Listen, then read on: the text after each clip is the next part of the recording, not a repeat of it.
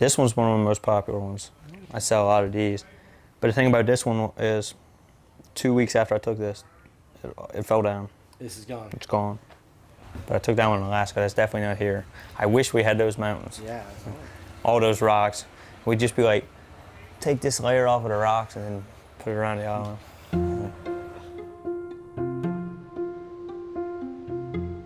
Residents of Tangier are living life on the edge. Plagued by coastal erosion and rising sea levels, the tiny island in America's Chesapeake Bay is slowly sinking. Seeing the land being crippled, it's almost like watching a family member who's terminally ill. And the homes here may not have long left. 2/3 of the dry land on Tangier has been lost since 1900. But the islanders who want to preserve their way of life are determined to stay put. We're not just going to abandon our homes and start over somewhere else and rebuild. And a new push for funding from the U.S. Congress is giving them hope. I'm pretty sure we'll get the help we need before we disappear. I don't think anyone, myself included, could create a geological model that will predict their ability to survive on the island. But whether it will be enough to permanently save Tangier from disappearing into the sea remains to be seen. Once you've lost that extra foot of land from sea level rise, you never get it back.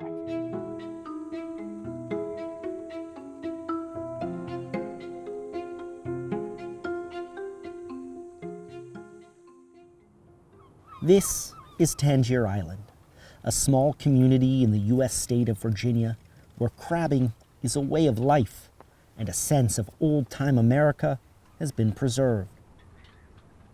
But Tangier has a problem. At about 1.2 meters above sea level, it's losing land at an alarming rate as rising seas and stronger storms swallow the shoreline. Here's what the island looked like in 1850, and here is what's left today. There's no better place to see this than in the upwards, a patch of beach and marshland north of Tangier's harbor. Until the early 20th century, it was home to a thriving community called Canaan. But all that remains now is water and marsh. It's wild that this used to be land where people lived and grew up, died, and now it's just grass barely sticking out of the Chesapeake. Cars are scarce on the island. Its narrow roads, which often flood, are more like paths and better suited for bicycles and golf carts. We took a buggy around Tangier, which measures only 5 kilometers in length and less than 2.5 kilometers in width, to get a glimpse of the town and meet some of its 400 or so residents.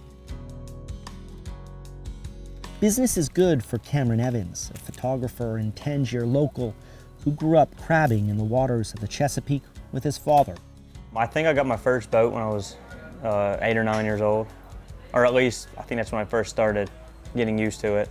But I started working for my dad when I was 10, checking his crabs. He sells prints at one of the island's docks, where watermen kill time and tourists embark on day trips. His work reflects more than the beautiful scenery and wildlife that can be found here. Cameron's photographs actually record Tangier's gradual demise. With taking the pictures, I liked to, document the changes that were going on around the island. I wish I had started sooner, because now the things that I didn't think were, unordinary back then, now it's not going to be captured by anybody because it's gone. The people, the loss of land.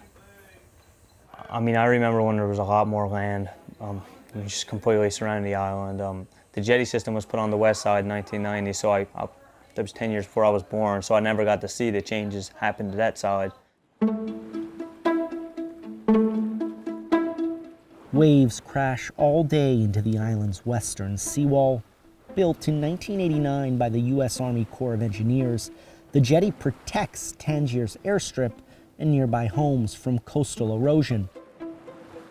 But other areas remain vulnerable, like here on the eastern side of the island, where the shoreline comes perilously close to people's properties.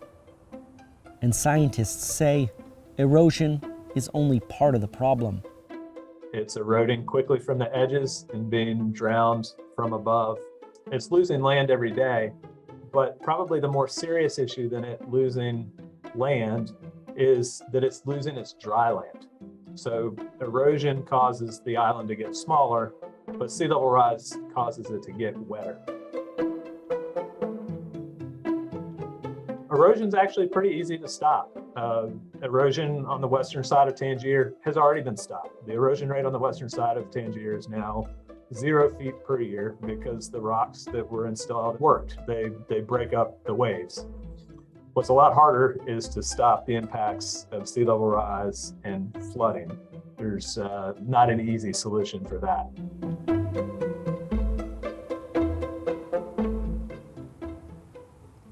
This has been a source of contention in Tangier, as many residents don't believe they are seeing the impact of broader climate change. And the town's mayor agrees. I don't go along with sea level rise. I don't see it happening. If it is, it's at such a small rate that erosion would take us away from here long before sea level rise. This is James Eskridge, a lifelong waterman who goes by Ooker locally. Almost everybody in Tangier has a nickname. We met him at a shanty on the south side of the island, where he separates soft and hard-shell crabs before selling them. Tangier's all about the seafood, bringing the seafood in. It's what keeps the ball rolling out here. It's ironic, we've been out here for hundreds of years and we've depended on the Chesapeake Bay to provide a living for the folks here. And it's still doing that, but also at the same time, the Chesapeake Bay is threatening to take the island away. His position as mayor has brought him some fame. After a domestic news report on the island in 2017 went viral, Ooker received a call from then U.S. President Donald Trump. Man, Tangier has been put on the map, so to speak. It's been in the spotlight. But the attention has also given him ground with Tangier's state and local representatives. A recent visit by Tim Kaine, a senator representing Virginia, and Elaine Luria, a congresswoman representing the state, has some residents excited for the island's future. Despite being a conservative stronghold that overwhelmingly voted for Donald Trump in the last two elections, the two Democratic politicians have put forward a $25 million plan for a dredging project in Tangier. This could slow down erosion and even build up landmass on the precariously flat island. Dredge disposal on marshes is not perfect. We can put the sediment exactly where we want it, but there's no guarantee it'll stay there. Tangier Island's eroding from all sides, and so that material will eventually be lost. But in the meantime, it does build up the islands and helps it become more resilient. I think beach nourishment is a good analog to dredge disposal. Beach nourishment, you can build a beautiful beach, and if you've got the money to do it, it works really well. But the caveat is that you've got to do it often. It's not a permanent solution unless you keep dredging and keep putting more on. Ooker took us to his brother's home on the east side of Tangier. Markers placed here show how much land is being lost over time. Yeah, this shoreline a couple of years was right here to the 4x4s.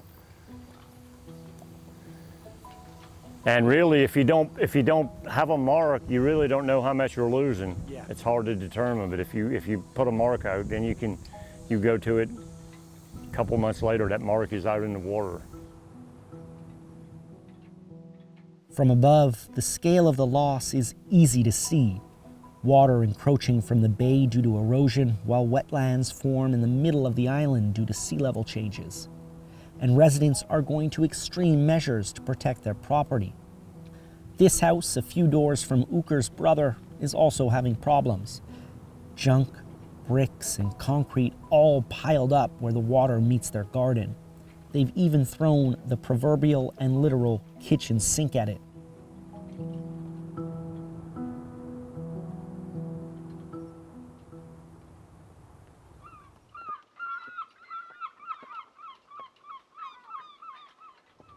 Crabbing is the lifeblood of the Chesapeake, Before we left the island, Cameron took us on a boat trip south of the decimated upwards, but not before showing off an impressive haul of the bay's famous blue crabs.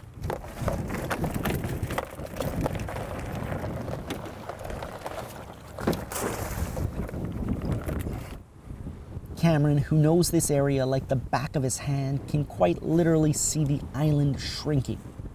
I remember right where we're at about now, right here, out, I remember land. Towards that red beacon, Yeah. in, I remember when it was land. Wow. And I remember when all this was connected here, this used to shoot out more. And his frustration is only made worse by seeing help that other nearby islands have received. Because Tangier isn't the only island that's at risk. Maryland's Smith Island and Poplar Island, the latter of which has no residents, are examples of two islands that have been protected through the use of dredged material and further jetties. There's Swan Island too, where enough dredged sediments to fill 21 Olympic-sized swimming pools were placed in 2019. The difference between these before and after photos is stark. Even closer to home is Port Isabel. It used to be part of Tangier, but was donated to a non-profit organization in the 1980s, after rising sea levels and erosion forced residents to abandon homes there in the 1920s. Today, it's protected by several breakwaters that stabilize the shoreline and offer defense against storms. It just seems like a lot of other places around us are getting to protection. Like many of his fellow islanders, Cameron hopes that the government, whether federal or state, Democrat or Republican, can protect his island too. What I've always said is we just don't need a jetty system, we need land restoration. Land restoration is what's going to help us build back what we've lost, build back habitat and make the surrounding waters, healthier. It's not only about preserving land, but a culture and a way of life unique to this patch of earth in the middle of the sea. The people of Tangier speak their own dialect of English, heard only on the salty marshes of the island. It's said to be influenced by the Cornish accent of the UK, as well as the southern US accent, but has its own distinct flair. Elizabethan, it's called. They say it's one of the last places in the Americas that speak it. All of that is at risk of disappearing into the Chesapeake, becoming yet another victim of climate change. When I talk about saving Tangier, I tell people we're not just talking about saving this little piece of land. I'm talking about saving the people, a culture, a way of life. I wouldn't underestimate the resilience of the Tangier people. There's lots of other islands and places where it's hard to live and people choose to do it. Our community has lived here for hundreds of years. To live in such a place that is so unique and different, there's not many places like it anymore. It's just a lot of things I love about here.